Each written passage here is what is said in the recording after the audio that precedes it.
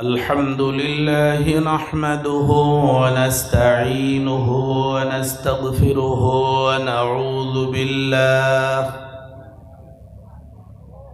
ونعوذ بالله من شرور أنفسنا ومن سيئات أعمالنا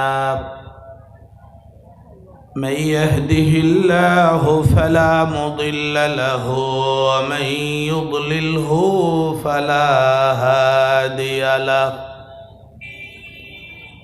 وأشهد أن لا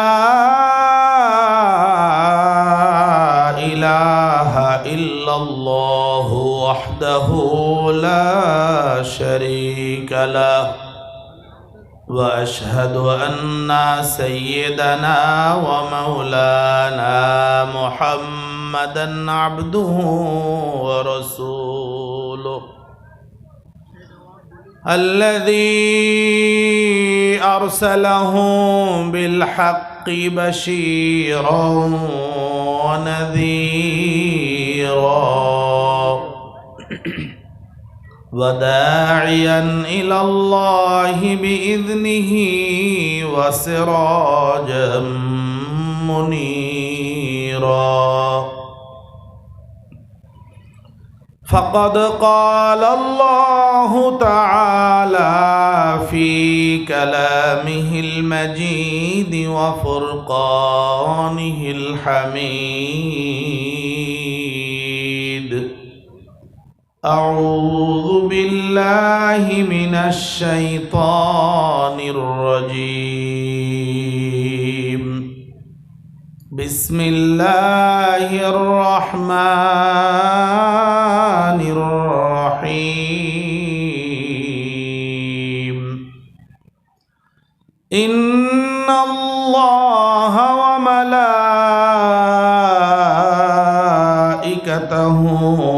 يصلون على النبي يا أيها الذين آمنوا صلوا عليه وسلموا تسليما اللهم صل على سيدنا مولانا محمد وعلى آل سيدنا مولانا محمد اللهم صل على سيدنا مولانا محمد وعلى آل سيدنا مولانا محمد بلغ العلا بكماله كشف الدجى بجماله حسنت جميع خصاله صلوا عليه وآله প্রতাপনগর কেন্দ্রীয় ঈদগাহ ময়দানে আয়োজিত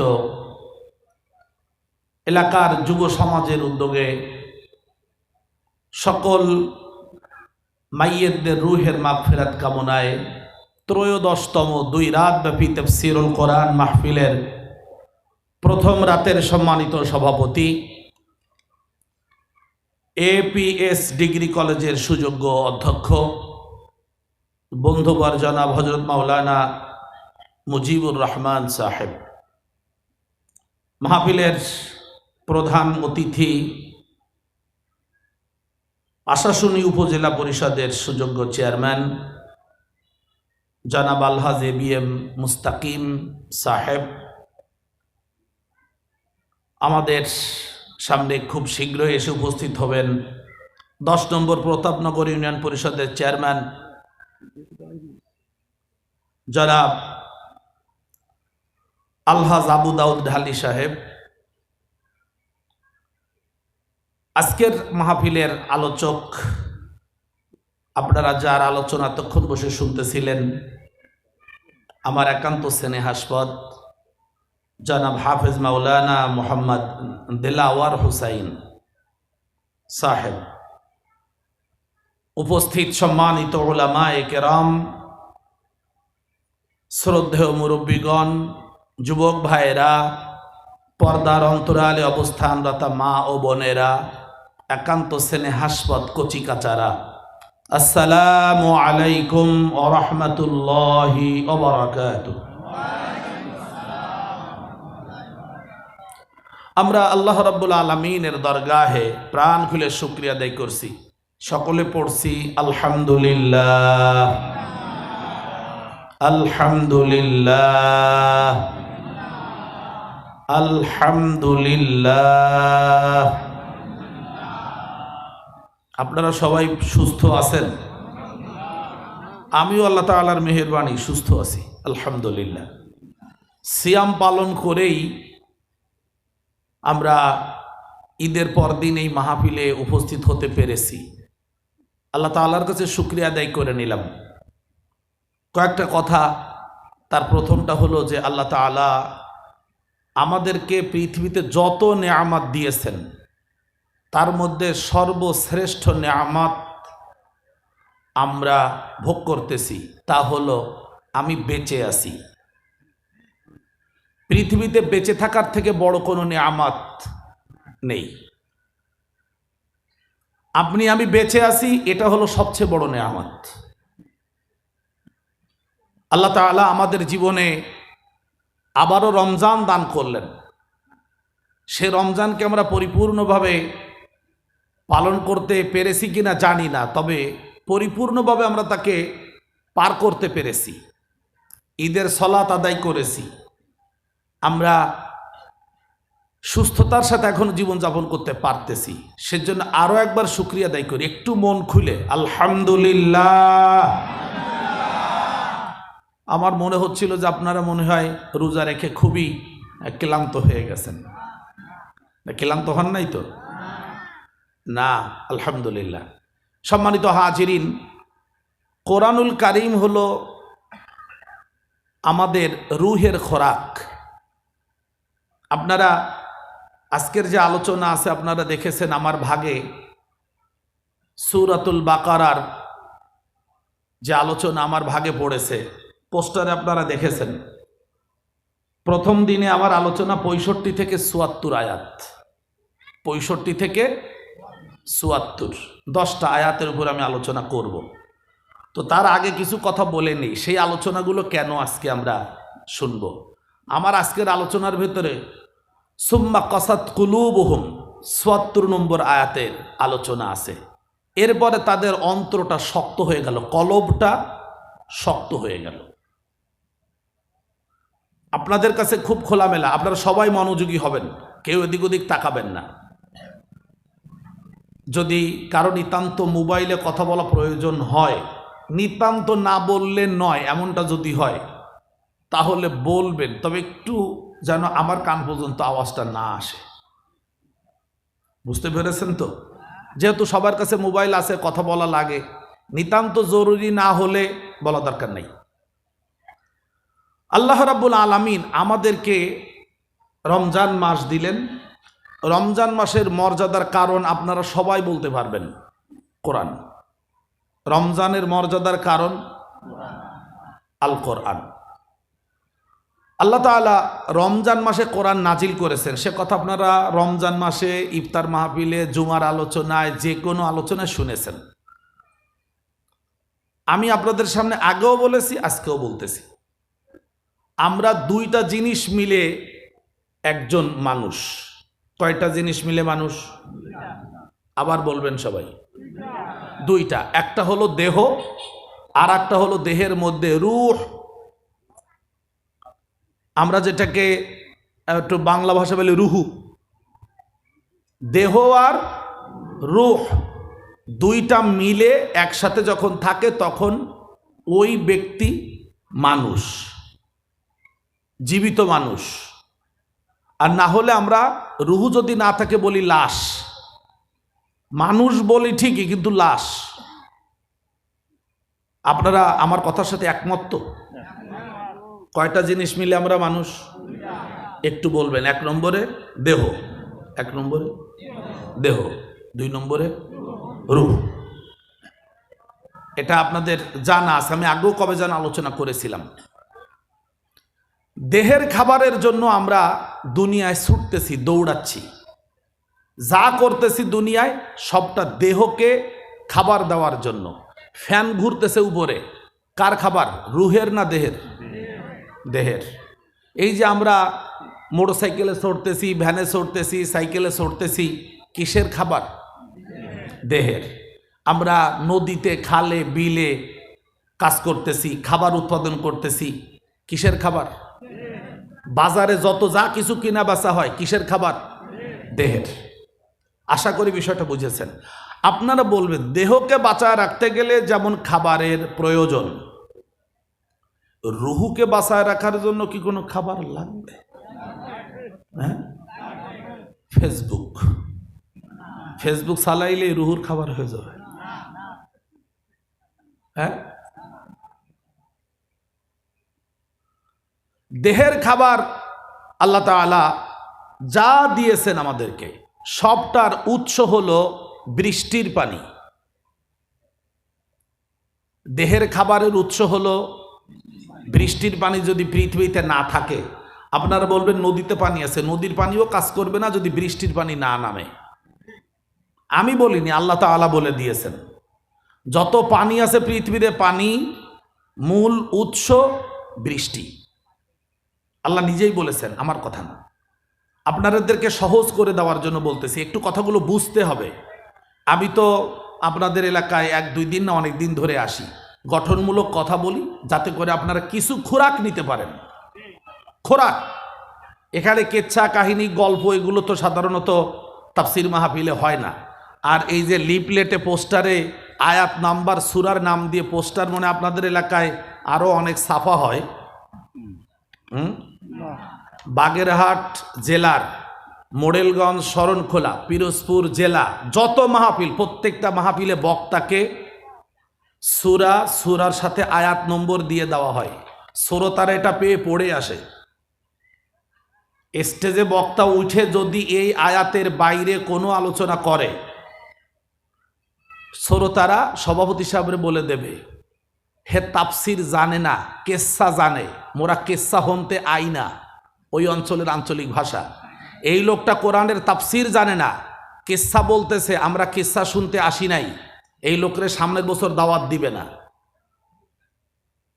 কি বলেছি বুঝেছেন? আর আপনাদের এলাকায় কি হবে? আপনাদের এলাকা হলো ওই এলাকার সম্পূর্ণ উল্টা। এখানে কোরআন বলা যাবে না, শুধুমাত্র কিচ্ছা শুনতে হবে সারা রাত জেগে জেগে। কেডা বলিছে? না না, আমি 2-4 বক্তব্য তো দিছি 2-1 জায়গায়। আপনাদের এলাকায় এই তাফসির মাহফিলে মেসবাহুল আলমের এখানে আসলে প্রথম বছর তো আমার উঠাইছিলেন কয়টায় আমার খেয়াল আছে, সে রাত 12:30টার পরে। আর আশেপাশে যত জায়গায় মাহফিলে টুকটাক এসেছি, তাতে রাত 1টার আগে স্টেজে ওঠার সুযোগ, সৌভাগ্য আমার হয় নাই। কথা বুঝেন নাই? আর ওই অঞ্চলে 11:30টা বাজবে, মাহফিল শেষ।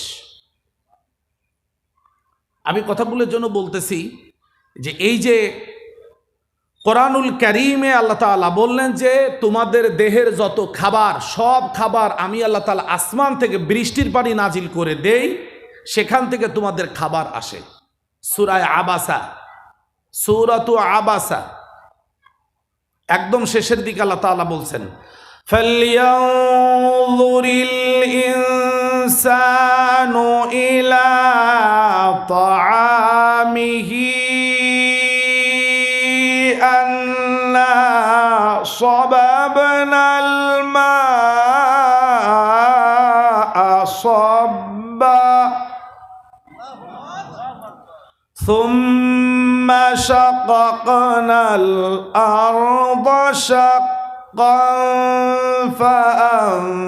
فأنبتنا فيها حبا وعنبا وقضبا وزيتونا ونخلا وحدائق غلبا وفاكهة وأبا متاعا لكم ولأنعامكم। ও মানুষ, তোমাদের খাবার কোথা থেকে আসে একটু চিন্তা করে দেখো, একটু তাকাও। আমি আল্লাহ আসমান থেকে প্রচুর পরিমাণে বৃষ্টির পানি নাজিল করে দেই। এই বৃষ্টির পানি তোমাদের জমিনকে উর্বর করে, সতেজ করে। এরপর সেখানে তোমরা বীজ ফেলো। আমি আল্লাহ জমিনকে বিদীর্ণ করে ফেড়ে দিয়ে সেখান থেকে বীজ অঙ্কুরিত করি। আমি আল্লাহ, যা তোমরা খাদ্য হিসেবে গ্রহণ করো। কি কি? সেখানে আমি খেজুর দেই, আঙ্গুর দেই, সেখানে বিভিন্ন ধরনের শাক সবজি দেই। কদবা সবজি, আব্বা লতা গুল্ম, গাছের উপরে লতা পাতা হয়। আল্লাহ তাআলা সবটা বলেছেন, আমি সব বলতে চাচ্ছি না, শুধুমাত্র এই কথাটা বললাম। আমাদের দেহের খাবার আসে বৃষ্টির পানির মাধ্যমে। বৃষ্টির পানি উপর থেকে নিচে পড়ে না নিচের থেকে উপরে পড়ে? এইবার আমরা আসল কথাটায় আসতেছি ফিরে। আমাদের এবার হলো রূহ, রূহের খোরাক দরকার আছে কিনা? আছে। রূহের খোরাকটা কে নাজিল করবেন বলেন না? কে? আমাদের দাদা দাদি আর নানা নানি। কে? আল্লাহ। আল্লাহ তাআলা সেই রূহের খোরাকটা দিয়েছেন, সেটার নাম, এটা নাজিল হয়েছে নিচ থেকে উপরের দিকে। এবার বুঝেছেন তো? দেহের খাবারও উপর থেকে নিচে নেমে এসেছে, রূহের খাবারটাও। সুবহানাল্লাহ। আস্তে, এত জোরে বললি তবে না। একবার আপনারা বলবেন, আমরা রূহের খাবার কখন জোগাড় করি? আমরা কি আসলে সারা বছরে রুহুকে কি তার খাবার দেই? বলেন, একটু খোলামেলা বলেন। না, কিন্তু রুহুটাকে আল্লাহ বের করে নিচ্ছেন না। তাই রুহুটা আমাদের দেহের মধ্যে এক কোনায় ছোট্ট ইঁদুরের মতো কোনো মতে আর কি ভয়ে ভয়ে তারপরে কাঁপতে থাকে দেহের অত্যাচারে। আর আমরা দেহটাকে খাবার খাওয়াতে খাওয়াতে রীতিমতো জলহস্তি, মানে ছোটখাটো হাতি তো না, বড় হাতি বানিয়ে ফেলেছি। আর রুহুটাকে না খাওয়াতে খাওয়াতে ছোট ইঁদুর।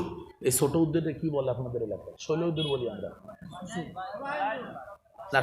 সুসো ইঁদুর তো যে রাতের বেলা সিক সিক করে দৌড়ায় না, ওই ছোট, ওই শোলা ইঁদুর। বুঝতে পেরেছেন তো? আল্লাহ তাআলা এইবার আমাদেরকে খাবার 1 মাস হারাম করে দিলেন। দিনের বেলা বললেন যে কোনো খাবার খাওয়া যাবে না, যাতে ওই যে মোটা হাতিটা একটু, আপনারা কিছু বুঝছেন মনে হয়। ছাগলের 3 নম্বর বাচ্চা, এরকম কোন শব্দ আপনারা শুনেছেন কখনো? ছাগলের 3 নম্বর বাচ্চাটা 2টার অত্যাচারে না খেতে খেতে এক সময় মারা যায় না, জীবতে থাকে। আর প্রথম 2টা খেতে খেতে খেতে খেতে আর ওইটারে দেখলে আবার মিজাজ দে। আপনারা কিছু বুঝতেছেন মনে হয়। আপনাদের দেহটা এত শক্তিশালী যে রুহুতে যেই বলে একটু নামাজ পড়তে চাল, হ্যাঁ তুই যা, আমি কেরাম বোর্ড খেলবো। রুহু বলতেছে, এই যে আপনারা দেখেন না এই মাহফিল, ওই বাজার থেকে শুরু করে কত মানুষ ঘুরে বেড়াচ্ছে এখানে, মনে চাচ্ছে একবার গিয়ে একটু বসি, কোরআনের কথা শুনি। কেন? রুহু বলতেছে কোরআন হলো আমার খাবার, চল একটু শোন। আবার বাদামের টানে, চানাচুরের টানে, মানে দেহের খাবারের টানে রুহের খাবার আর দিতে আমরা পারতেছি না। সেজন্য আল্লাহ রাব্বুল আলামিন, বাকিটা আপনারা বুঝে ফেলেছেন, দেহটাকে না খাওয়ায় রেখে রুহের খোরাক দেওয়ার জন্য আমাদের উপর 1 মাস সিয়ামকে, রোজাকে ফরজ করেছেন। জোরে বলুন না সুবহানাল্লাহ। তাহলে রুহুর খোরাক হলো আল কোরআন, রুহের খোরাক হলো আল কোরআন। আপনারা কি বিষয়টা বুঝতে পেরেছেন কিনা? সুতরাং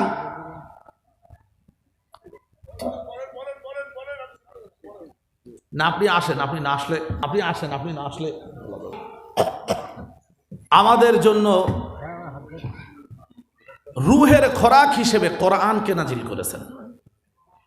তাহলে দেহের খাবার আর রুহের খাবার। আমরা সবাই দেহের খাবারের জোগাড়ের জন্য, সংগ্রহের জন্য খুবই ব্যস্ত। মূলত রুহুটাকে যদি আমরা সতেজ রাখতে না পারি, তাহলে দেহটা রুহুটাকে এমন চাপ চাপবে যে এক সময় রুহুটা যে দাবি করবে তার দেহ পালন করতে চাইবে না। যে কারণে আপনারা খেয়াল করেছেন যে যখনই ইসলামের বিধিবিধান, আল্লাহ তাআলার বিধান, এটা হলো রুহের খোরাক। সালাত রুহের খোরাক, রোজা রুহের খোরাক, কোরআন তেলাওয়াত শোনা, নিজে করা রুহের খোরাক, আল্লাহ তাআলার ইবাদত রুহের খোরাক। কিন্তু আমরা রুহের খোরাকের ব্যাপারে যেই সময় আসে, দাবি আসে, আস্তে করে দেহটা কেটে পড়ে না। আপনারা খেয়াল করেছেন, যদি একটু নামাজ আমরা আদায় করতে যাইও, আপনাদের এলাকায় কি ঘটেছে আমি জানি না, হতেও পারে, তারাবির নামাজে হাফেজ সাহেবরা যে একটু লম্বা আলোচনা করে তেলাওয়াত করেছেন ধীর স্থিরভাবে, আপনাদের আর মোটে হাত দাঁড়ান কি বুঝতে পেরেছেন কিনা? হ্যাঁ, আমি চলে যাব। তো সেজন্য আমি আপনাদের কাছে যেটা বলতে চাইছি যে মূলত কোরআনের আলোচনা, কোরআনের আয়োজন, এটি হলো রুহের খোরাক। আচ্ছা, প্রধান অতিথি ওনাকে উনি কথা বলুক, বলে যে আলোচনায় ছিলাম, আমাদের প্রধান অতিথি ব্যস্ত মানুষ, তিনি সময় দিয়েছেন, সেজন্য ধন্যবাদ। আমরা যে আলোচনা শুনতেছিলাম সেই আলোচনাটা হলো যে আমরা দুইটা জিনিস মিলে মানুষ, একটা হলো দেহ আর একটা হলো রূহ। আমরা সেই রুহের খোরাক জোগাড় করার জন্য আমরা পুরো একটা রমজান মাস সিয়াম পালন করেছি। আজকে আমরা আবার সেই কোরআনের তাফসির মাহফিল, এখানে মূলত আমাদের রুহের খোরাককে জোগাড় করার জন্য আমরা এসেছি। আলহামদুলিল্লাহ, সবাই জোরে বলেন আলহামদুলিল্লাহ। জি, চলুন আমরা এটা একটু আগা দাও, খুলে এই স্ট্যান্ড একটু আগা দাও, ব্যাস। সম্মানিত হাজিরিন, আপনারা যেখানেই আছেন, আমরা এবার মূল তাফসিরে চলে যাচ্ছি। মূল ভূমিকার কথাটা বললাম, তাহলে আমরা বুঝলাম যে কোরআনের আলোচনাটা হচ্ছে মূলত কিসের খোরাক? জোরে বলেন, রুহের খোরাক। আউযু বিল্লাহি মিনাশ শাইতানির রাজীম।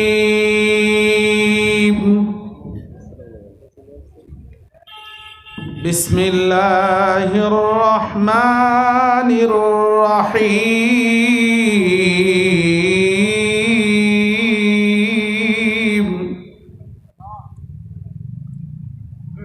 ওয়ালাকাদ আলিমতুমুল্লাযীনা আ'তাদাউ মিনকুম ফিস সাবতি ফাকুলনা লাহুম কুনু কিরাদাতান খাসিঈন ফাজআলনাহা নাকালান লিমা বাইনা ইয়াদাইহা ওয়া মা খালফাহা ওয়া মাউ'িযাতান লিল মুত্তাকিন।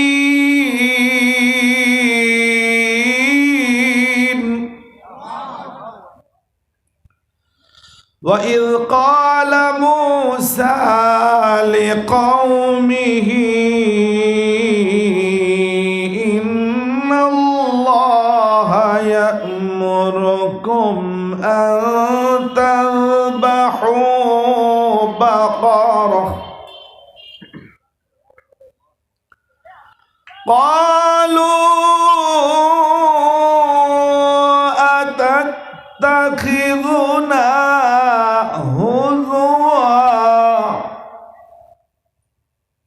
قال أعوذ بالله أن أكون من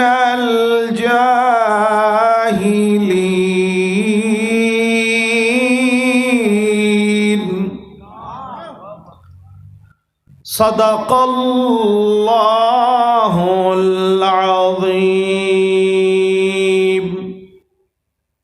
ইরশাদ হচ্ছে, ও দুনিয়ার মানুষেরা, তোমরা বনি ইসরাইলদের কিছু কথা শোনো। যেই বনি ইসরাইলের লোকদেরকে আমি আল্লাহ তাআলা পৃথিবীতে এত বেশি নিয়ামত দিয়েছি, যা আমি পৃথিবীর অন্য কোনো জাতিকে এত বেশি নিয়ামত দান করি নাই। এরপরেও সেই ইহুদি জাতি আমার সাথে, আমার বিধানের সাথে, আমার রসুলদের সাথে যে সমস্ত অসদাচরণ করেছে, তাতে তাদের সাথে ভালো ব্যবহার করা যায় না। তারপরেও আমি আল্লাহ তাদের উপরে এখনো পর্যন্ত রহমত কিছুটা হলেও দিচ্ছি। আল্লাহ রাব্বুল আলামিন এখানে মূলত ইহুদি জাতির ইতিহাস, তাদের কিছু কার্যক্রম, নিকৃষ্ট কাজকামের কথা আল্লাহ তাআলা তুলে ধরেছেন, যেটা আপনারা আগের আলোচক মাওলানা দেলাওয়ার হোসেন সাহেবের কাছ থেকে আপনারা শুনতেছিলেন দাউদ আলাইহিস সালামের কথা। দাউদ আলাইহিস সালাতু ওয়াস সালামের সময়ের আরেকটি ঘটনাকে আল্লাহ তাআলা এখানে তুলে ধরেছেন। সেটা হলো, যারা ইহুদি কারা এটা তো আপনারা মনে হয় জানেন। গত বছর কিন্তু আলোচনা ছিল ইহুদিদের, খেয়াল আছে কিনা আপনাদের? অনেক কথা বলেছিলাম ইহুদিদের সম্পর্কে। ইহুদিরা হলো মূলত ইব্রাহিম আলাইহিস সালাতু ওয়াস সালামের ছেলে ইসহাক আলাইহিস সালাম, ইসহাক আলাইহিস সালামের ছেলে ইয়াকুব আলাইহিস সালাম। আমাদের এলাকায় আমরা বলি ইয়াকুব নবী, নাম শুনেছেন তো? ইয়াকুব আলাইহিস সালামের স্ত্রী ছিলেন 4 জন, একসাথে না, একজন মারা গেছেন, তারপর আরেকজন বিবাহ করেছেন। এভাবে কয়জন স্ত্রী ছিলেন? 4 জন স্ত্রীর ছেলে ছিল মোট 12 জন। কয়জন? এই 12 ছেলেকে বলা হতো বানি ইসরাইল। কি বলা হতো? বানি ইসরাইল। এই নামে কোরআন একটা সূরাও আছে, এবং বানি ইসরাইল আল্লাহ তাআলা বারবার উল্লেখ করেছেন এই সূরা বাকারার মধ্যে, অন্যান্য সূরার মধ্যেও। এরা আল্লাহ তাআলার কাছে খুব প্রিয় ছিলেন। কারণ আপনারা চিন্তা করতে পারেন যে ইয়াকুব আলাইহিস সালাম নবী, তার আব্বা নবী, তার আব্বা নবী, আবার ইয়াকুব আলাইহিস সালামের ছেলে ইউসুফ আলাইহিস সালাম তিনিও নবী। আপনারা খেয়াল করেন তো, ইউসুফ আলাইহিস সালাম নবী, তার আব্বা নবী, তার দাদা নবী, তার বাপের দাদা নবী। কত সম্মানিত বংশ। কিন্তু এদের কিছু কাজকাম এত মারাত্মক পর্যায়ে গিয়ে দাঁড়ালো যে সেটা সহ্য করা যায় না। যেটা আপনারা এখন দেখতে পাচ্ছেন যে ফিলিস্তিন এবং গাজার মুসলমানদের উপরে তারা যেভাবে অত্যাচার করতেছে, এ পর্যন্ত তারা 30,000 মানুষদেরকে তারা হত্যা করেছে। কোনো অপরাধ না, অপরাধ হলে এদেরকে এলাকা থেকে তাড়ায় দিতে হবে। তাই 70,000 লোক আহত হয়েছে। 2 লক্ষ মানুষদেরকে ঘর বাড়ি ছেড়ে যেতে হয়েছে। সুন্দর সুন্দর বিল্ডিংগুলো তারা বোম মেরে ধ্বংস করে দিচ্ছে, কোনো কথাবার্তা নাই। এরা কতটা নিকৃষ্ট।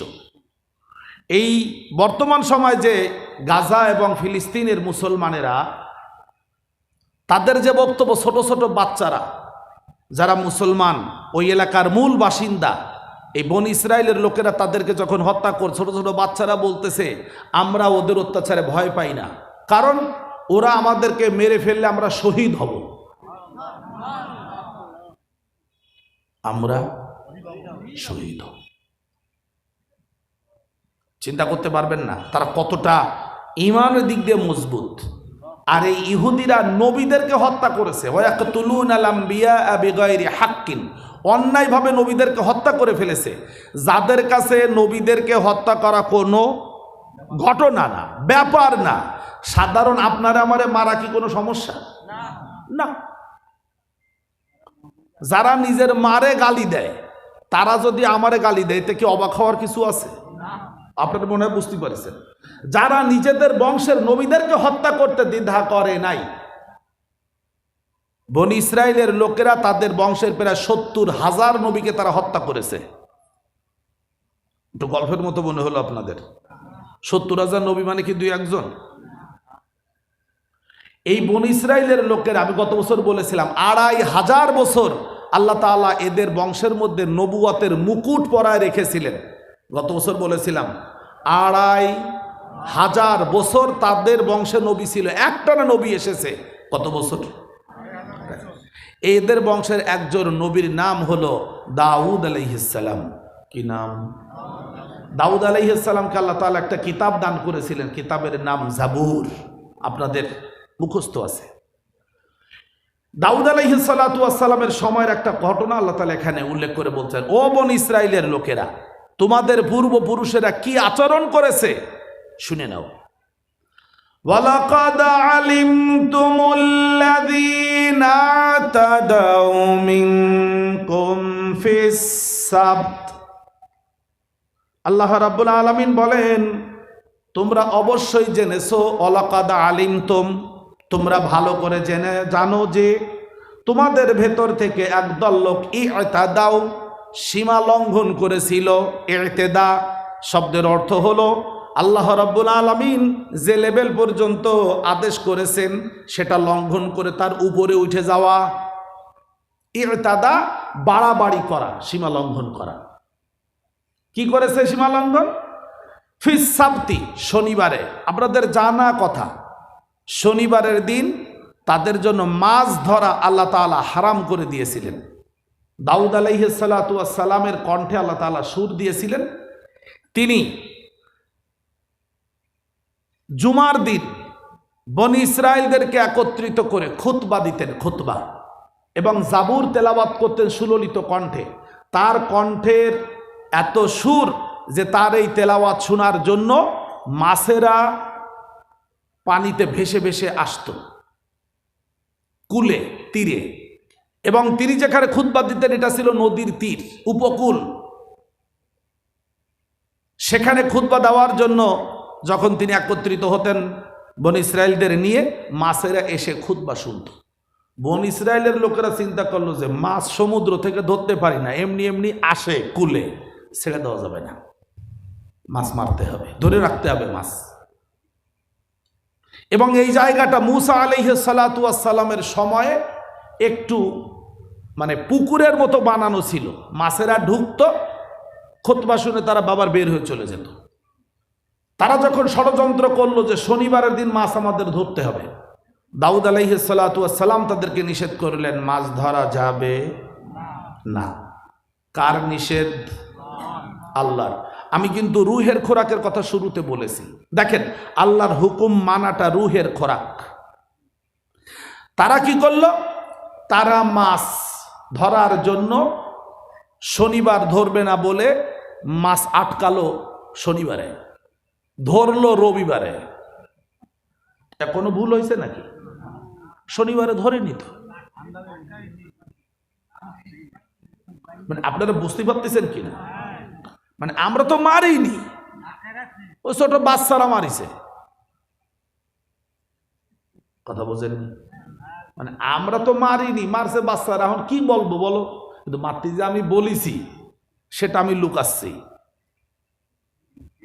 মাছ ধরার পরামর্শ দিয়েছিল ইহুদিদের বড় বড় লিডারেরা, নেতারা। তারা কিন্তু মাছ ধরতে যায় নাই। তাদের কর্মীদেরকে বলছে মাছ আটকা, রবিবারে বলছে ধর। মূলত তারা দাউদ আলাইহিস সালাতু ওয়াস সালামের নির্দেশ লঙ্ঘন করে আল্লাহর হুকুমকে লঙ্ঘন করেছে এবং বাড়াবাড়ি করেছে। আমরা তাই করতেছি কিনা একটু ভেবে নেবেন। কোন কোন জায়গায় আমরা বাড়াবাড়ি করতেছি কিনা? কথা কয় না কেন? আল্লাহ বলেছেন জমি ভাগ করে বোনদেরকে দিয়ে দাও, আপনি দিচ্ছেন না, বছরের পর বছর খাচ্ছেন। তো ইহুদিরা নাই একদিন মাছ ধরে তারপরে বানর আর শুকর হয়েছিল, আমরা কি হব?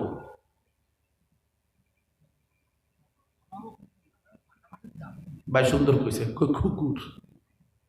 দেখেন আল্লাহ কি বলতেছেন, ওয়ালাকাদ আলিমতুমুল্লাযীনা তাদাউ মিনকুম ফিস السبت فقلنا لهم كونوا قردة خاسئين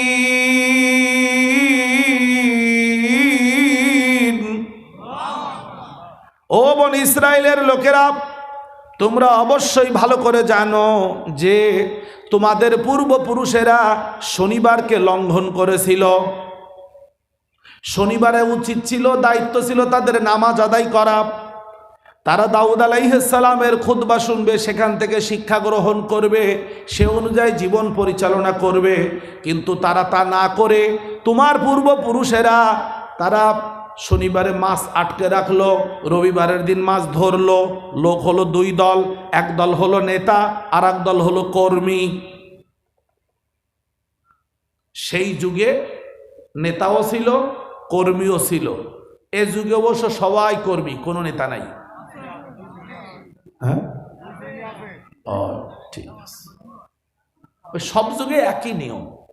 আমি সবসময় বলে থাকি যে সেই যুগে খেজুর গাছের গোড়ায় খেজুর হতো, এখন আগায় খেজুর হয়। নিয়ম কয়টা?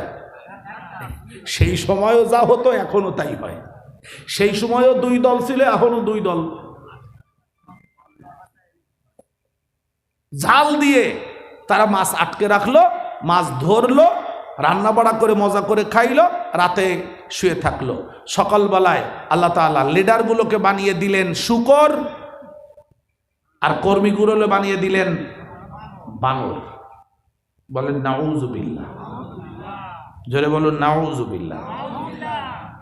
আল্লাহ রাব্বুল আলামিন সেই কথাগুলো আমাদের সহ বনী ইসরাইলদেরকে স্মরণ করিয়ে দিচ্ছেন যে তোমরা যে কাজগুলো করে যাচ্ছ এই কাজগুলো তোমাদের জন্য মোটেই কল্যাণকর নয়, বরং এই কাজগুলো তোমাদের জন্য প্রচণ্ড ক্ষতির কারণ। কারণ আল্লাহ নিষেধ করলেন যে তোমরা মাছ ধরো না, আর ওরা বলল যে আমরা মাছ ধরব, কিন্তু আমরা কারোর কিছু বলবো না। আল্লাহ তাআলা সাথে সাথে তাদের শাস্তি দিয়ে দিলেন।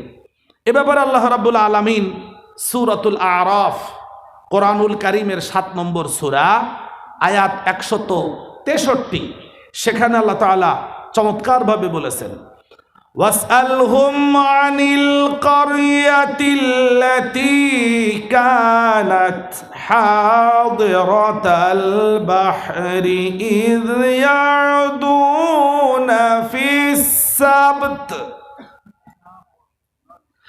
إذ تأتيهم حيتانهم يوم سبتهم شرعا ويوم لا يسبتون لا تأتيهم كذلك نبلوهم بما كانوا يفسقون।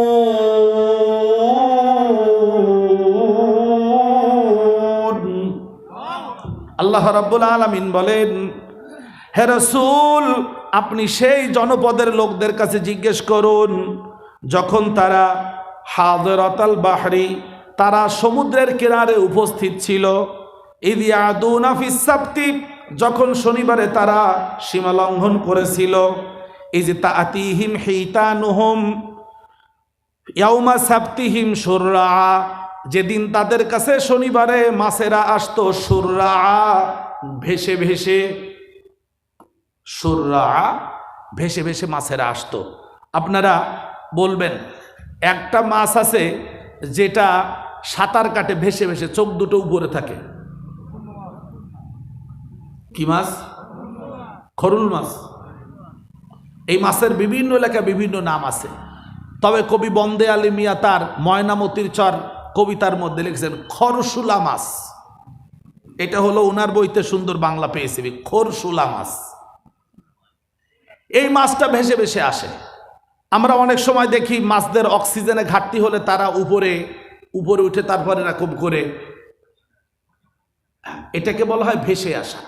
এভাবে মাছেরা আসতো। তো এভাবে মাছ আসলে দেখা যায় মাছ ঝাঁকে ঝাঁকে সমুদ্র থেকে মাছ আসতো। কিন্তু আল্লাহ তাআলা কি বললেন, যেদিন শনিবার থাকতো না সেদিন মাছের আর আসতো না। যেদিন শনিবার থাকতো না সেদিন আর মাছ আসতো না।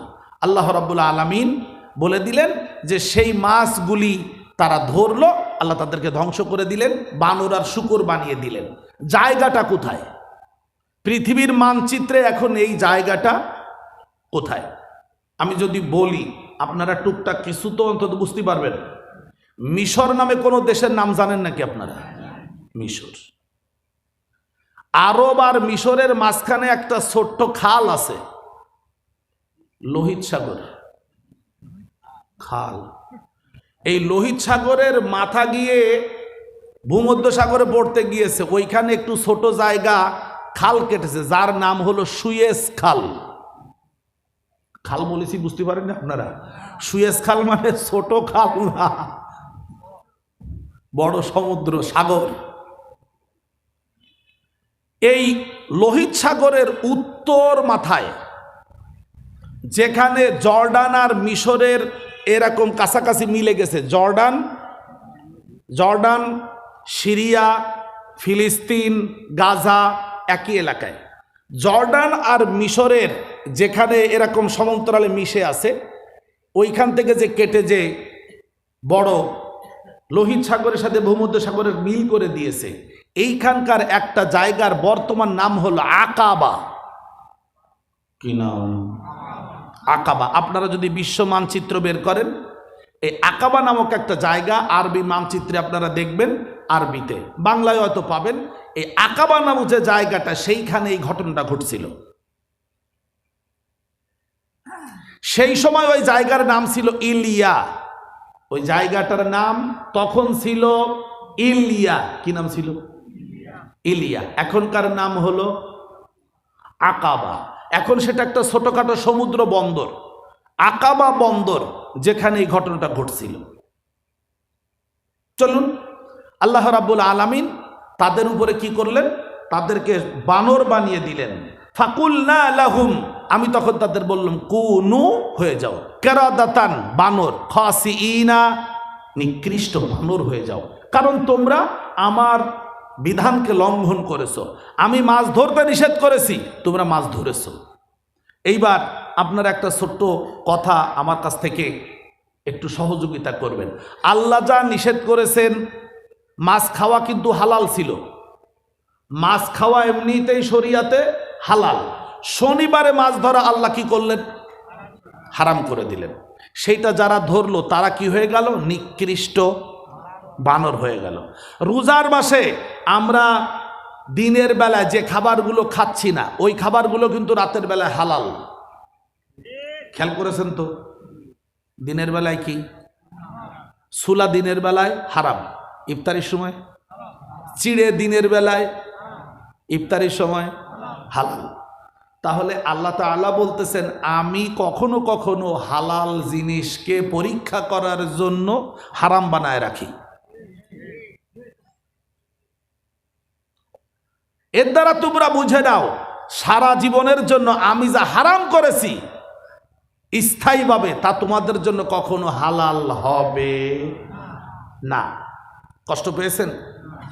ফাজআলনাহা নাকালাল লিমা বাইনা ইয়াদাইহা ওয়া মা খালফাহা ওয়া মাউইযাতাল লিল মুত্তাকিন।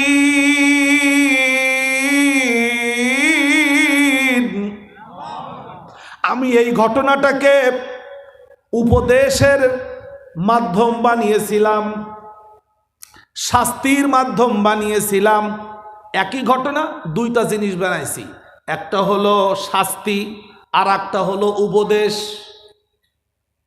যারা উপস্থিত ছিল তাদের জন্য এবং যারা পরবর্তীতে পৃথিবীতে আসবে তাদের জন্য একই ঘটনা, দুইটা শিক্ষা। একটা হলো শাস্তি আর একটা হলো বলেন বলেন বলেন বলেন উপদেশ। আপনাদের দেশে এলাকায় মনে একটা প্রবাদ বাক্য হয়তো বা আছে, আমাদের এলাকায় বলে, তা একটু বুঝায় বললে আপনারা বুঝতে সহজ পাবেন আর কি। ছেলে বিবাহ দিয়েছে এক ব্যক্তি, তো পুত্রবধূর বয়স কম, আবার ওই ব্যক্তির আবার একটা মেয়ে আছে, ওই মেয়েটা আর পুত্রবধূর বয়স সমান, এই ধরেন 16-17। তো দুইজনে সন্ধ্যার সময় গিয়ে একদম বাগানের মাথায় মাগরিবের আজান দিচ্ছে, তখন ওখানে দুইজনে গল্প করতেছে। এখন সাধারণত নতুন বউ হলে শ্বশুর শাশুড়িরা একটু আলাদা খেয়াল রাখে, এই সন্ধ্যার সময় বাগানে যাওয়া যাবে না, বাইরে যাওয়া যাবে না, এরকম একটা ব্যাপার আছে। শরিয়াতে কতটুকু জায়েজ আছে না সেটা পরে। তো এখন শ্বশুর এই ঘটনা দেখছে, এখন শ্বশুর কি পুত্রবধূকে মারতে পারে? ওই সময় মারতে হবে, ধমক দিতে হবে কাকে? মেয়েকে, ঠিক আছে না? প্রয়োজন হলে মেয়ের একটা, হ্যাঁ সন্ধ্যার সময় বাগানের মাথা একদম জোয়ার। এতে কি পুত্রবধূ শিক্ষা পাবে কিনা? মাইডা খাবে কে?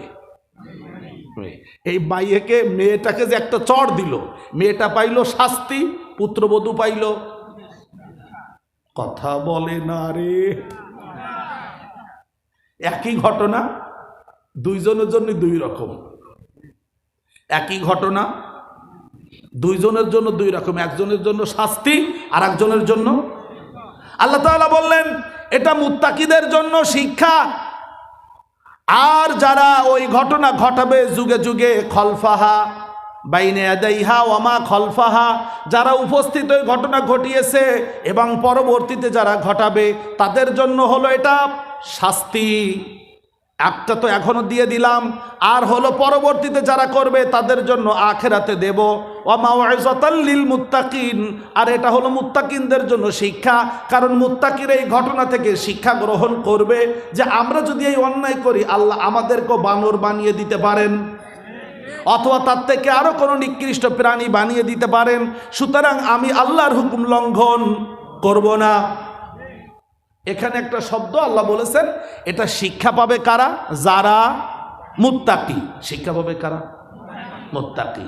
এবার আপনারা একটু পরশুদিন ফিরে যাবেন। পরশুদিন 30শে রমজান, রমজান মাস আল্লাহ আমাদের দিয়েছেন কেন? মুত্তাকি বানানোর জন্য। এটা আপনারা রমজান মাসে শুনেছেন না? ইয়া আইয়ুহাল্লাযীনা আমানু কুতিবা আলাইকুমুস সিয়ামু কামা কুতিবা আলাল্লাযীনা মিন ক্বাবলিকুম লাআল্লাকুম তাত্তাকুন, যেন তোমরা মুত্তাকি হতে পারো। আমি কি মুত্তাকির উপরে দুই একটা কথা বলবো? আল্লাহ তাআলা এখানে উপদেশ কাদের জন্য রেখেছেন? যারা, জোরে বলুন, মুত্তাকি। মুত্তাকি কাকে বলে? আল্লাহ কেন মুত্তাকিদের জন্য এটা শিক্ষা বানালেন? আমাদের জন্য কেন শিক্ষা? রাগ করবেন না, আপনারা বোঝার চেষ্টা করবেন। এই জন্য বলতেছি, বাংলাদেশে সরকারি অফিসে চাকরি করে বহু লোক দুর্নীতির দেয় চাকরি হারাইছে, জেল খেটেছে, তারপরেও অফিসের অফিসাররা ঘুষ খায়। বলেন তো ওরা কি মুত্তাকিনের মধ্যে পড়ে? কেন? শিক্ষা নিতে পারে নাই। শিক্ষা নিতে পারবে না কারা? যারা মুত্তাকি না, তারা শিক্ষা নিতে পারবে। শিক্ষা নেওয়ার মতো যোগ্যতা হলো তাদের যারা মুত্তাকি। যারা মুত্তাকি, বোঝার চেষ্টা করবেন। সবাই অন্যায় কাজ করে যাচ্ছে, ধরা পড়তেছে, পানিশমেন্ট হয়ে যাচ্ছে। শিক্ষা যারা নিচ্ছে তারা কিন্তু অন্যায়ের কাছে যাচ্ছে না। না ভাই, আমি পারবো না। কথা বোঝেন নাই? ছোট্ট একটা গল্প বলি আপনাদের। বাগেরহাট জেলা, যে জেলায় আমার বাড়ি, এইখানে একজন মন্ত্রী আসলেন রাষ্ট্রীয় কাজে, সমাজ কল্যাণ মন্ত্রী। নামটা বললাম না, আপনারা বুঝে নেন। আসার পরে ডিসি সাহেব বলতেছেন যে স্যার, আমরা আপনাকে ডিনারের দাওয়াত দিচ্ছি, আপনি আমাদের সাথে ডিনার করবেন, মানে দুপুরবেলা আমাদের সাথে খাবেন। তো তিনি বললেন যে আপনি আমাকে খাওয়াবেন কি আপনার ব্যক্তিগতভাবে? কয় না স্যার, আমরা আয়োজন করেছি। তো বললেন যে ডিসি মন্ত্রীকে খাওয়াবে, এমন কোনো ফান্ড সরকার ডিসিদেরকে দেয় না।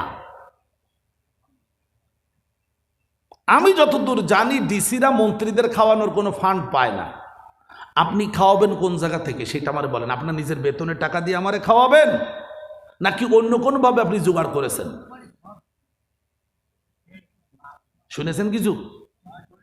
এখন ডিসি সাহেব বলতেছে যে স্যার না ওই আয়োজন করছি। কিভাবে আয়োজন করেছেন তো আমি জেনেছি। আপনার এই বাগেরহাট জেলায় 10টা উপজেলা আছে, প্রত্যেক টিওনোর কাছ থেকে আপনি 2000 টাকা করে সাদাবাজি করে 20,000 টাকা জোগাড় করেছেন মন্ত্রীকে খাওয়াতে হবে বলে, এবং সেই খাবার আপনি অমুক জায়গায় রান্না করতেছেন। আপনার এই চাঁদাবাজির টাকা আমি কোনো খাবার খাবো না, আপনিও খাবেন না। আপনার বেতনের টাকা দিয়ে প্রত্যেক টিওনোকে 2000 করে টাকা ফেরত দিবেন, আর ওই খাবার গরিবদেরকে দিয়ে দিবেন। আমার জন্য আমি খিচুড়ি আর এই খাবার আমার প্যাকেটে আছে, এটা খাবো।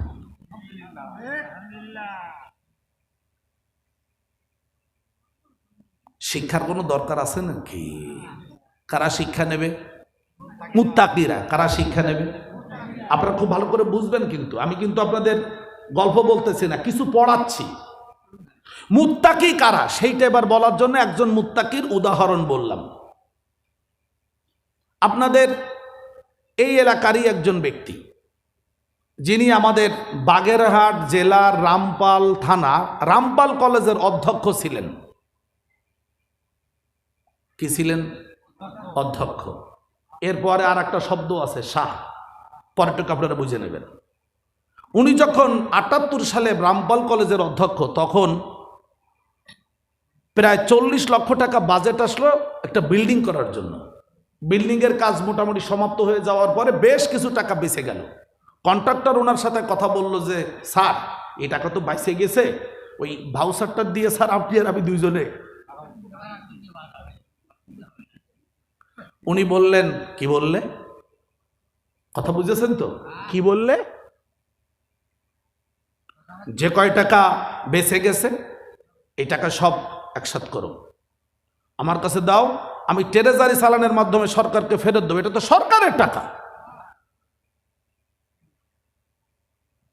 সরকারকে ফেরত দেওয়ার পরে এই সংবাদ তখনকার যিনি প্রেসিডেন্ট ছিলেন তার কানে গেল। তিনি তখন তাকে প্রস্তাব দিলেন, আপনি আমার কাছে আসুন, আপনার মতো লোক আমার মন্ত্রী সভায় দরকার, চলুন। উপদেশ কারা গ্রহণ করবে? কথা ভালো করে বুঝবেন। মুত্তাকি মানে মনিরুজ্জামানের গায়ে জামা আছে বড় একটা, এই জামার নাম মুত্তাকি না। এই বড় টুপিটার নাম মুত্তাকি না, তাকওয়া না। এ দাড়ির নাম তাকওয়া, আত্তাকওয়া হাহুনা। তাফসিরে বাইজাবির সম্মানিত লেখক আল্লামা নাসির উদ্দিন আবুল খায়ের আল বাইজাবি রাহিমাহুল্লাহ, প্রতাপনগর আলেমদের এলাকা তো, এখন তো পাতায় পাতায় আলেম, টুকটাক এই জন্য বলি আর কি। তাফসিরে বাইজাবির সম্মানিত লেখক বলেছেন, ওয়াল মুত্তাকি ইসমুন লিমা ইয়াকিয়া নাফসাহু আম্মা ইয়াদুররুহু ফিল আখিরাতি। সূরা বাকারার শুরুতে হুদাল্লিল মুত্তাকিন, ওই মুত্তাকিনের ব্যাখ্যা লিখতে গিয়ে তিনি লিখেছেন, মুত্তাকি হলো এমন একজন ব্যক্তির নাম যেই ব্যক্তি আখেরাতের ক্ষতি থেকে নিজেকে রক্ষা করে দুনিয়ায় চলাফেরা করে। আখেরাতের ক্ষতি থেকে যে ব্যক্তি নিজেকে রক্ষা করে তাকে বলা হয় মুত্তাকি। আমি বাংলা সহজ করেছি, লিমা ইয়াকিয়া নাফসাহু আম্মা ইয়াদুররুহু ফিল আখিরাতি। আখেরাতের ক্ষতি থেকে যে ব্যক্তি নিজেকে রক্ষা করে তাকে মুত্তাকি বলে। আমি আপনাদের পড়াটা পড়ালাম, আপনারা একটু আমার বলেন তো মুত্তাকি কাকে বলে? বলেন একটু, ঠোঁট খোলেন। ওরা ঠোঁট না খুললে ভেতরে এলেম যায় না। ভাত খাইতে গেলে ঠোঁট, ছোট বাচ্চারা যদি খাবার খেতে না চায়, দেখেছেন মারা যখন এরকম খাবার নেই হা করে, তার মানে কি খাবে? আর মা কি বলছে, তুই হা কর, হা কর, কথা বলে না, হা কর।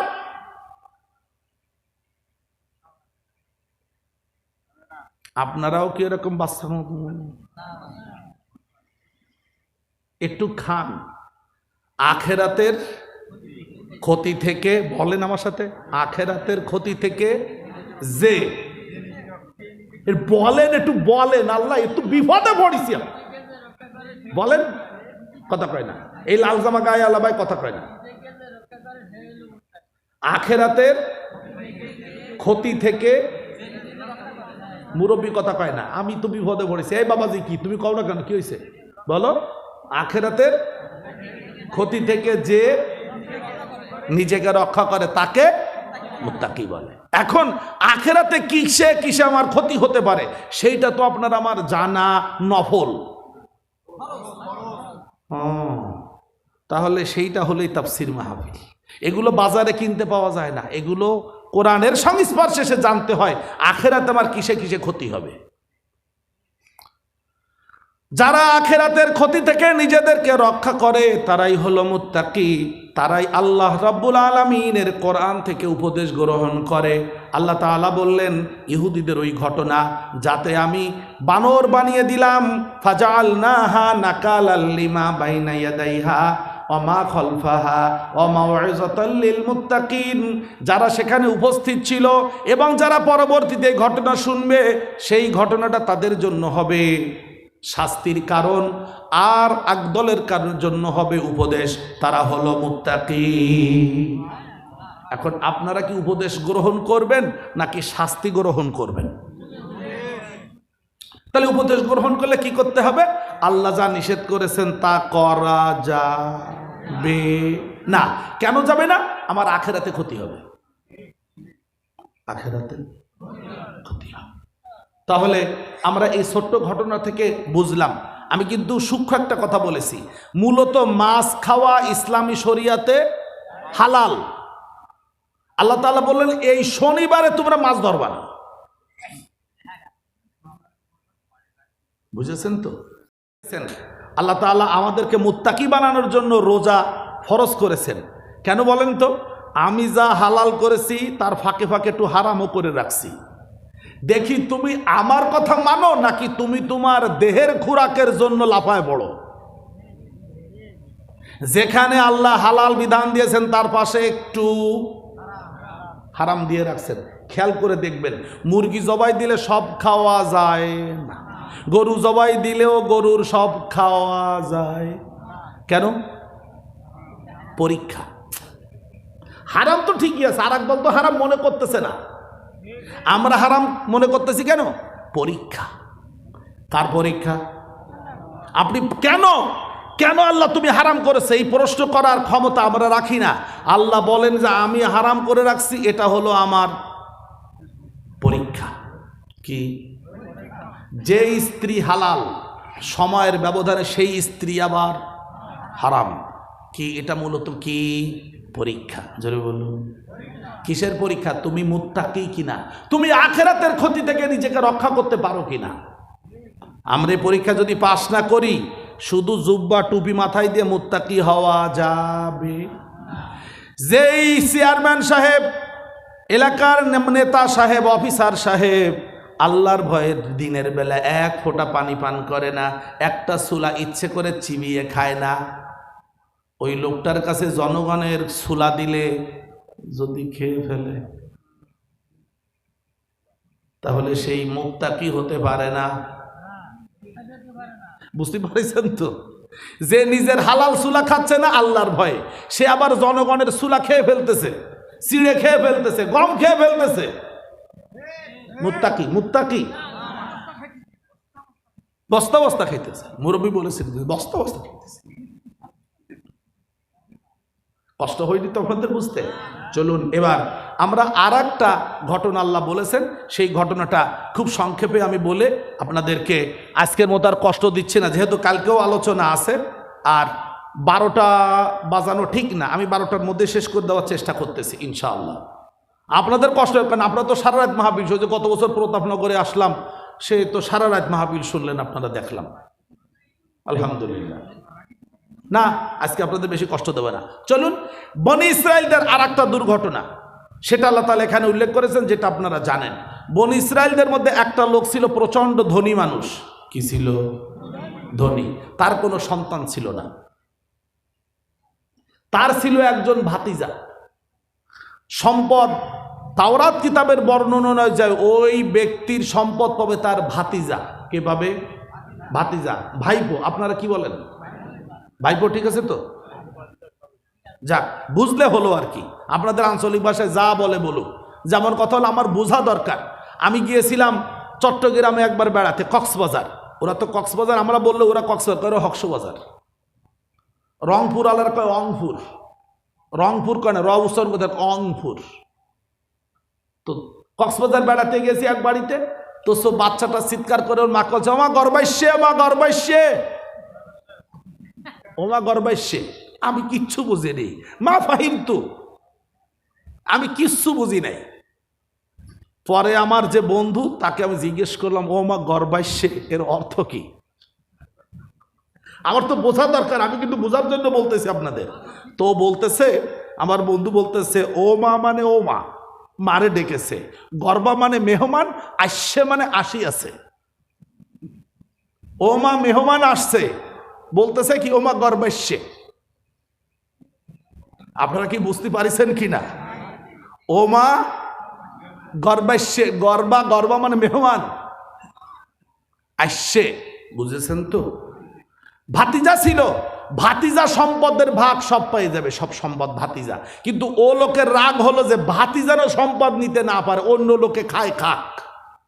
সেজন্য রাতের বেলা তার ভাতিজাকে হত্যা করলো।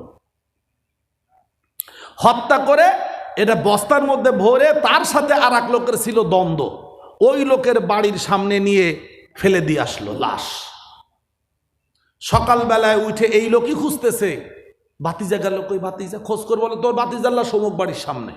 তাহলে ওরা হত্যা করেছে, নিজে হত্যা করে এবার ওর উপরে দোষ চাপাচ্ছে।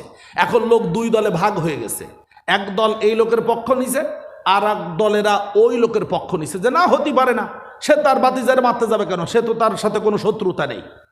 আর এক দল বলতেছে যে না, সে তার নিজের ভাতিজার মারবে কেন, তাহলে মার লোকে দ্বন্দ্ব। কথা বুঝেছেন? তখন এলাকার কিছু মুরব্বীরা যারা জ্ঞানী গুণী আছে না, কিছু লোক জ্ঞানী গুণী, তারা বলল যে এই তোমরা এটা নিয়ে জগত করতেছো কেন? আমাদের মধ্যে তো ফিনা নবী মুসা আলাইহিস সালাম, আমাদের মধ্যে তো মুসা নবী আছে, চলো আমরা তার কাছে যাই। মুসা আলাইহিস সালামের কাছে তারা গিয়ে বললো যে মুসা, এই ঘটনা ঘটেছে রাতের বেলা, এখন তো আমরা সে লাশ হত্যাকারীকে এটাকে আমরা শনাক্ত করতে পারছি, তুমি তো আল্লাহর সাথে একটু ডাইরেক্ট কথা বলো, একটু বলো দিদিকে আল্লাহ বলে দিক কে হত্যা করেছে, দুইটা পরীক্ষা হয়ে যাবে গোপনে। একটা হলো তুমি যদি সত্যি নবী হও, তাহলে আল্লাহর সাথে খুঁজে বের করতে পারো কে মারছে, আর যদি না হও তাহলে তো বুয়া। বুঝতে পেরেছেন তো? ও বুদ্ধিমান গ্রামে আসে না কিছু মাথাওয়ালা লোক,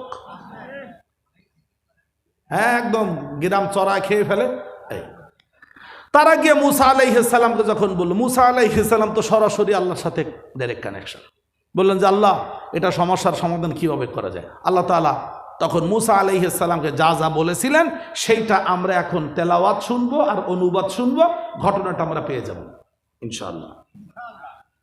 মূলত বনী ইসরাইলের লোকেরা নিজের ভাতিজাকে হত্যা করে নিজে অস্বীকার করতেছে যে আমি তাকে মারি নাই, হত্যা করি নাই, কতল করি নাই। আল্লাহ তাআলা বুঝাতেছেন, ও বনী ইসরাইল, তোমরা তো মিথ্যাবাদী, নিজের ভাতিজাকে হত্যা করে নিজেরা অস্বীকার করো, তোমাদের মতো গ্রেট লায়ার। ইংরেজি বলে ফেললাম যে, লাই মানে কি? মিথ্যা বলা, ডোন্ট টেল এ লাই। এই লাই থেকে এসে ফাইলে সে হলো লায়ার। আর লিয়ার মুরগি না কিন্তু, লিয়ার এক ধরনের মুরগি আছে না, খালি ডিম পড়ে, লিয়ার না কিন্তু, লায়ার, মিথ্যাবাদী। তোমাদের মতো তো বিশ্বের শ্রেষ্ঠ মিথ্যাবাদী আর কেউ হয় না, নিজের ভাতিজাকে হত্যা করে নিজে অস্বীকার করতেছো। ও ইহুদিরা, তোমরা তো মিথ্যাবাদীর জাত। সেটা এখানে আল্লাহ বলে দিলেন। আমাদের মধ্যে এরকম মিথ্যা কথা বলা লোক আছে, আল্লাহর কসম আমি জানি না, কারণ কালকে তোরেই তো দেখলাম করতে, কয় কইরা বলিছে, কয় এই যে ভিডিও করা।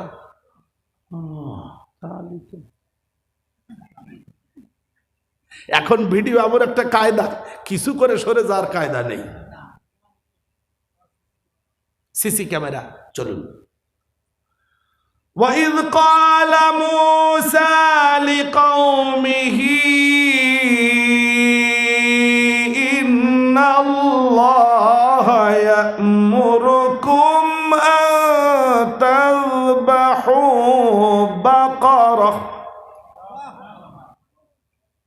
স্মরণ করো ওই সময়ের কথা।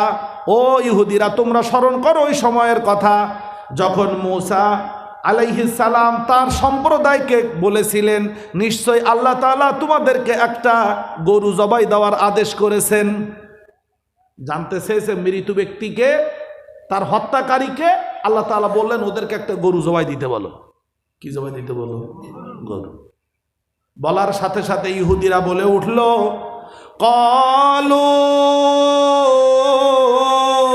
আতাত্তাখিযুনা হুজুয়া। তারা বলল, তুমি কি আমাদের সাথে ঠাট্টা করতেছো নাকি? আমরা জানতে চেয়েছি হত্যাকারীকে, তুমি বলো আল্লাহ বলেছেন গরু জবাই দিতে। কিরম কথা? তুমি কি ঠাট্টা করো আমাদের সাথে? ক্বালা আউযু বিল্লাহি আন আকুনা মিনাল জাহিলিন।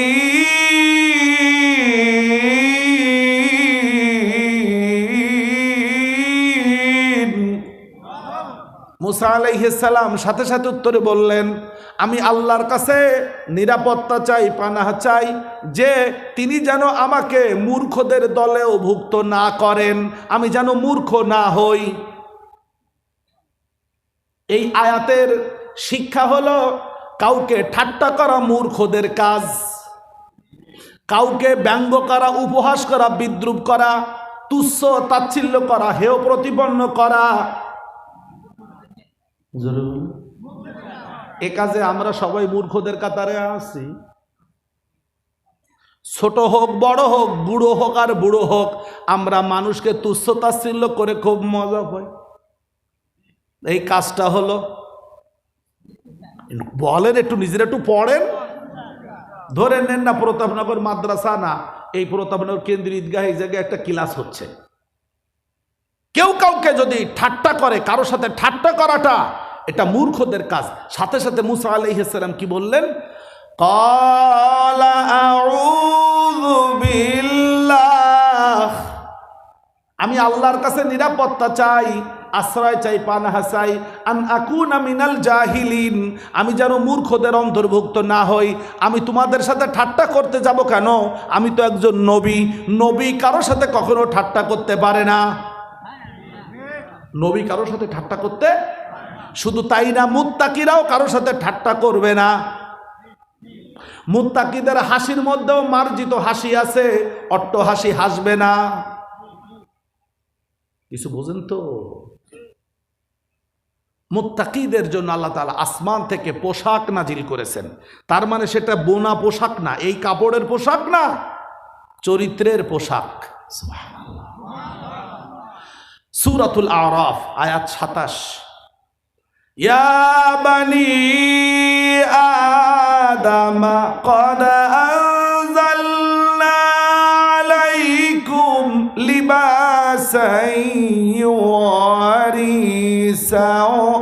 সাওআতিকুম ওয়া রিশা ওয়া লিবাসুত তাকওয়া যালিকা খায়র। ও আদমের সন্তানেরা, আমি আসমান থেকে তোমাদের জন্য দেহের পোশাক নাজিল করেছি, যেই পোশাক তোমাদের দেহের লজ্জা স্থানকে আবৃত করে, ঢেকে রাখে, তোমাদের দৈহিক সৌন্দর্য বৃদ্ধি করে। আমি আসমান থেকে আরও একটা পোশাক নাজিল করেছি, সেই পোশাকের নাম হলো লিবাসুত তাকওয়া, তাকওয়ার পোশাক। জালিকা খায়র, এটা দেহের পোশাকের চেয়ে তাকওয়ার পোশাক তোমার জন্য, তোমাদের জীবনের জন্য অনেক বেশি উত্তম। এই তাকওয়ার পোশাক কাউকে ঠাট্টা করা, কারো গীবত করা, পরচর্চা করা, নিন্দা করা যাবে না।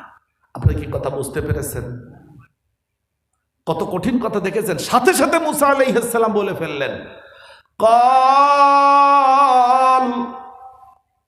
ক্বালা আউযু বিল্লাহি আন আকুনা মিনাল জাহিলিন।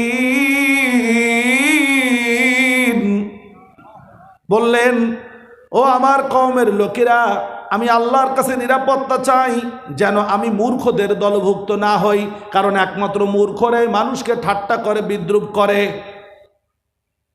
কেন আল্লাহ মূর্খ বলেছেন জানেন? এখানে একটা মজার ব্যাপার আছে। আপনি যাকে নিয়ে ঠাট্টা করবেন, হুবহু ওই ঠাট্টাটা আল্লাহ ফিরায় দিবেন আপনার পরিবারে। আপনার পরিবারে ফিরায় দিবেন, আজ না 10 বছর পরে, 20 বছর পরে আপনি দেখে যাবেন যে আপনার ঠাট্টা করার পরিণতিটা আপনি নিজেই দেখে যেতে পারবেন। কোনো টেনশন করেন না, আপনাদের চোখ বুলান, চোখ ঘোরান। আপনার পরিবারে, আপনার সমাজে বড় বড় যারা ধনী লোক, এলাকার মানুষদেরকে তুচ্ছ তাচ্ছিল্য করতো। আপনাদের এলাকায় কি অবস্থা দেয় না? আমাদের এলাকায় এক সময় যাদের কথায় গ্রামের মানুষেরা উঠা বসা করতো, তাদের জায়গা জমি কিনে নিচ্ছে তারা, যারা তাদের বাড়িতে কিষেন খাটতো, আর তাদের সন্তানের এখন ভিক্ষা করার জন্য প্রস্তুতি নিচ্ছে। I have seen by own eyes, আমার নিজের চোখ দিয়ে দেখতেছি আমার গ্রামের মধ্যে। বললেন তো কেন? ধনী ছিল,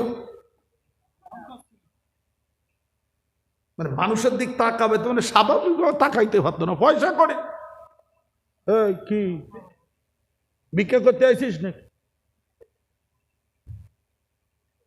কোরআনের কথা কি ঠিক আছে? ঠাট্টা করে কারা? কেন? জানে না যে কাউকে ঠাট্টা করা মানে আমি আমার নিজেকে, আমার সন্তান, পরিবারকে ধ্বংস করে দিচ্ছি। গতকালকেই একটা ঘটনা, আমি আমাদের এলাকায় আর কি গিয়েছি ঈদের দিন। আমার এক বন্ধু বলতেছে, আমি জিজ্ঞেস করতেছি এই অমুক কোথায়? সে একজন MBBS ডাক্তার, লন্ডনে থাকতো, সেখান থেকে গিয়েছে পর্তুগাল, সেখান থেকে অনেক ব্যবসা বাণিজ্য, কোটি কোটি টাকার ব্যবসা বাণিজ্য করে, আমাদের থেকে একটু জুনিয়র, বন্ধু হয়। আমি জিজ্ঞেস করছি সে কোথায়? বলছে কেন তুই জানিস না? বলছেন না তো, কি হয়েছে? কত এখন পাগলের মতো আছেন কেন? কয় জানি না। ওর আব্বা তো আমার খুব দুঃখ প্রকাশ করে বলল যে ও শাশুড়ির কথা শোনে ওর মতো ছেলে আমি বাড়ি ঢুকতে দেবো না। আমি বলি, উনি তো একসময় আমাদের সাথে ঠাট্টা বিদ্রুপ করতো, ছেলের নিয়ে গর্ব করতো, এটা হলো কেন? কয়টা বুঝে দেখো। এখন আপনি কোনো জিনিস নিয়ে বেশি মাতামাতি করবেন, অন্যের কোনো বিষয় নিয়ে ঠাট্টা করবেন না। ঠাট্টা করা মূর্খদের কাজ। আল্লাহ আপনারা যা দিয়েছেন সেজন্য শুকরিয়া আদায় করবেন। আপনার কাছে নারকেল হয়েছে, আপনি বলবেন যে আল্লাহ তুমি দিয়েছো, শুকরিয়া আদায় করছি তোমার, আলহামদুলিল্লাহ, সুবহানাল্লাহ। আপনি আর একজনের বাড়ি যে বলে যে কি তুমি নারকেল গাছ লাগালে নারকেল হয়নি, আরে তুমি জানো কিছু কিভাবে লাগাতে, তুমি জানো? কে কয়দিন পরে দেখবেন যে নারকেল গাছের মাথাই নেই। নারকেল গাছ দিয়ে উদাহরণ দিলাম।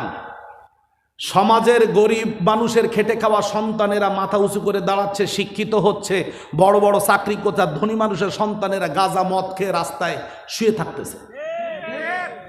কয়টা নজির নেবে না? অসংখ্য নজির আমার চোখের সামনে। ঠাট্টা করা, ঠাট্টা করা কাদের কাজ? قالوا ادع لنا ربك يبين لنا ما هي قال إنه يقول إنها بقرة لا فارض ولا بكر عوان بين ذلك فافعلوا ما تؤمرون।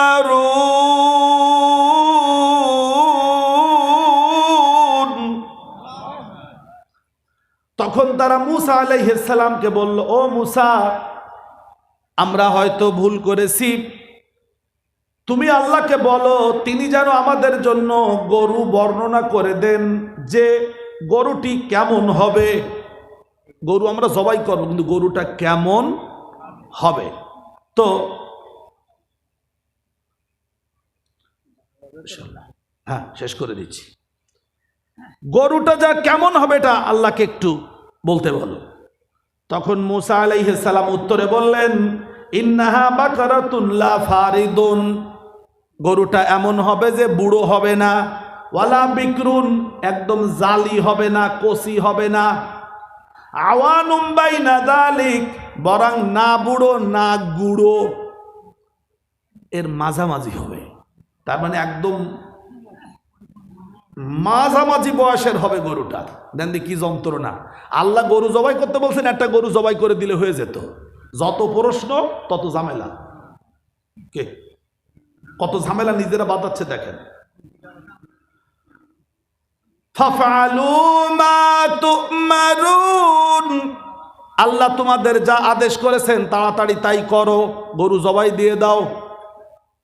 ক্বালু দু'উ লানা রাব্বাকা ইউবাইয়িন লানা মা লাউনুহা, তারা বলল, ও মুসা, তুমি আল্লাহর কাছে একটু জিজ্ঞেস করো এই গরুর রংটা কেমন হবে, গরুর গায়ের রংটা কেমন হবে। ক্বালা ইন্নাহু ইয়াকুলু ইন্নাহা বাকারাতুন সাফরা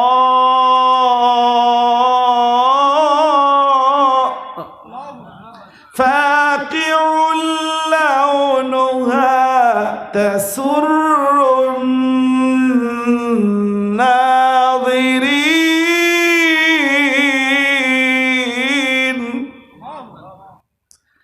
মুসা আলাইহিস সালাম উত্তরে বললেন, আল্লাহ বলেছেন গরুটি হবে হলুদ বর্ণের। হলুদ বর্ণের গরু কি সহজে হয়? কি একটা বিপদ! আবার বুড়ো বয়সের হলি হবে না, আবার নতুন হলি হবে না। ফাকিউল লাউনুহা, যার রংটা হবে খুবই আকর্ষণীয়। ফাকি, এটি রঙের একটা স্তর। রঙের ঘরে 12টা স্তর আছে, এক একটা রঙের 12টা করে স্তর আছে আরবিতে। তার চতুর্থ অথবা পঞ্চম স্তরটাকে বলে ফাকি। ওই রংটা খুবই আকর্ষণীয় হবে। ওই দেখেন না খাটে টাটে ওই যে পালিশ করে, দেখেন না গেলেস করে, ফাকি ফাকি তাসুরুন নাযিরিন, দর্শকদের যেন আনন্দ দিতে পারে, দর্শকরা দেখলেই যেন তাকায় থাকে, এমন সুন্দর গরু হতে হবে। ক্বালু দু'উ লানা রাব্বাকা ইউবাইয়িন লানা মা হিয়া ইন্নাল বাকারাতা শাবাহা আলাইনা ওয়া ইন্না ইনশাআল্লাহু লামুহতাদুন। তারা বলল, ও মুসা, গরু তো সব একই রকম হয়ে যাচ্ছে, একটু আল্লাহর কাছে বলো, তিনি যেন আমাদের কাছে আরো একটু স্পষ্ট করে বলেন গরুটা আসলে কেমন হবে। আমরা সঠিক কথা জানার জন্য জিজ্ঞেস করতেছি, তোমারে আর কোনো কথা বলতেছি না। ক্বালা, তখন মুসা আলাইহিস সালাম উত্তরে বললেন, ইন্নাহু ইয়াকুলু ইন্নাহা বাকারাতুন, আল্লাহ তাআলা বলেছেন এটা এমন একটি গরু হবে, লা যালুলুন তুসিরুল আরদা, এইটা জমিন চাষাবাদে হাল বা লাঙ্গল চাষে ব্যবহার করা যাবে না। ওয়ালা তাসকিল হারসা, জমিনে পানি সেচ দেওয়ার জন্য, পানি উঠানোর জন্য এই গরুটাকে ব্যবহার করা যাবে না। পানি উঠানোর জন্য আগেরকার সময় গরু বা ঘোড়াকে ব্যবহার করা হতো। ওই কুয়া থেকে পানি উঠানোর জন্য আপনার বালতি নিচে ফেলে এটা হাতে টেনে উঠাতে কষ্ট হয়, সেজন্য ওই গরুর গলায় দড়ি দিয়ে ওরে তাড়া দিলে সামনে চলে যেত, বালতিটা উঠে যেত, পানি ঢেলে রাখতো, আবার গরুটাকে নিয়ে আসতো, এই কাজে ব্যবহার করতো। অথবা আরো অনেক পদ্ধতি আছে, আমি সবটা বলতেছি না। আল্লাহ বলে দিলেন কি, এই গরু হাল চাষ করবে না, পানি উঠানোর কাজেও ব্যবহৃত হবে না। মুসাল্লামাতুন, নিখুঁত হবে, লা শিআতা, কোনো ধরনের দাগ থাকতে পারবে না, ভেজালটা কি? মুসাল্লামাতুন, পরিপূর্ণ সুস্থ হতে হবে। লা শিয়াতা ফিহা, এই গরুর মধ্যে কোনো ধরনের দাগ, খুঁত। ক্বালুল আনা জি'তা বিল হক ফাযাবাহুহা ওয়া মা কাদু ইয়াফআলুন। তখন তারা বলল, ও মুসা, এইবার আমরা গরুর লাইন পেয়ে গেছি, এইবার আমরা গরু জবাই করে ফেলবো, আশা করা যায় আমরা সঠিক পথ পেয়ে যাব। বাস, এইবার গরুর বর্ণনা পাওয়ার পরে এবার গরু খুঁজতে গেল, এলাকায় কোথাও কোনো গরু ওইভাবে পাচ্ছে না, এটা হয়তো ওটা হয় না, ওটা হয়তো ওইটা হয় না। শেষ পর্যন্ত এই ধরনের একটা গরু ছিল একটা এতিম ছেলের। কার? একটা এতিম ছেলের গরু ছিল। জিবরিল আলাইহিস সালাম গিয়ে ওই ছেলেটারে বললেন, শোনো, তোমার গরু কেনার জন্য লোকজন আসতেছে, তুমি কোনো অবস্থাতে গরু বিক্রি করতে রাজি হবে? বলবে যে আমি এতিম মানুষ, এই একটা গরু পুষি, এই গরু আমি বেচবো না। আর তারা নাছরবান্দা হবে, তোমার গরু কিনবেই। তখন তুমি বলবা যে আমার এই গরু যদি কিনতে হয় তাহলে গরু জবাই করার পরে চামড়া বিছায় দিয়ে এর উপরে স্বর্ণ স্তূপ করে দিলে যে পরিমাণ স্বর্ণ ধরে ওই পরিমাণ স্বর্ণ দিলে গরু বিক্রি হবে। বুঝতে পেরেছেন? গেল এইবার সেই ছেলের ধরে, তারা যে বললো যে এই গরুটা আমাদের লাগবে, তুমি কত নিবা? আমি গরু বিক্রি করো। আরে না, বিক্রি করতেই হবে, এটা লাগবে আমাদের। কেন? আমি বিক্রি করো না, আমি এতিম মানুষ। সবাই যখন তখন বললো যে তাহলে আমাকে দিতে হবে চামড়া ভর্তি পরিমাণ স্বর্ণ, তাহলে বিক্রি হবে। ঠিক আছে, দেব। এখন চামড়া ভর্তি করে স্বর্ণ দিতে গেলে আগে কি করা লাগবে? গরু জবাই দেওয়া লাগবে না? গরু জবাই দিয়ে চামড়া খুলতে হবে কিনা? কায়টার কি দেখেন, মানে যারা উলট পালট করে। এইবার তারা গরু জবাই দিল। গরু জবাই দেওয়ার উদ্দেশ্য কি? ওই মৃত ভাইফো এর হত্যাকারীকে সেটা খুঁজে বের করা। আল্লাহ কি বললেন এবার? এইবার ঘটনাটা দেখেন। আল্লাহ তাআলা বললেন যে ওই গরুর সামনের ডান পাশের রানের এক টুকরা গোশত কেটে নাও, নিয়ে মৃত ব্যক্তির গায়ে ছোঁয়ায় দিবা। গায়ে ছোঁয়ায় দিলেই মৃত ব্যক্তি দাঁড়াবে এবং তোমরা জিজ্ঞেস করো মান কাতিলুকা, তোমার হত্যাকারীকে। সে সাথে সাথে নাম বলে ইশারা করে দেখা দেবে সামনে থাকলে, এরপরে সে আবার মারা যাবে। বুঝতে পেরেছেন কিছু? এইবার ওই গোশত কেটে নিয়ে বাচ্চাটার গায়ে ছোঁয়ায় দিল। ছোঁয়ায় দেওয়ার পরে সে উঠে দাঁড়ালো, জিজ্ঞেস করলো যে তোমারে হত্যা করেছে কে? বললো আমার এই চাচা।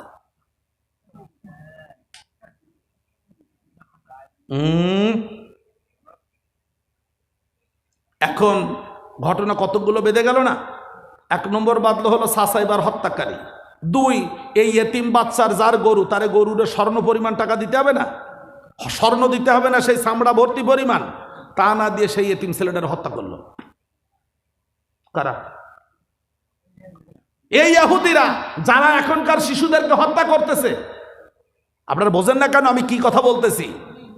শেফা নামক হাসপাতালে তারা বোম্বিং করে একই দিনে 769 জন শিশুকে হত্যা করেছে এক রাতে। কারা? এই ইহুদিরা। এরা যার কাছ থেকে গরু কিনছে তার সাথে চুক্তিবদ্ধ হয়েছে যে আমরা চামড়া ভর্তি পরিমাণ স্বর্ণ দেব।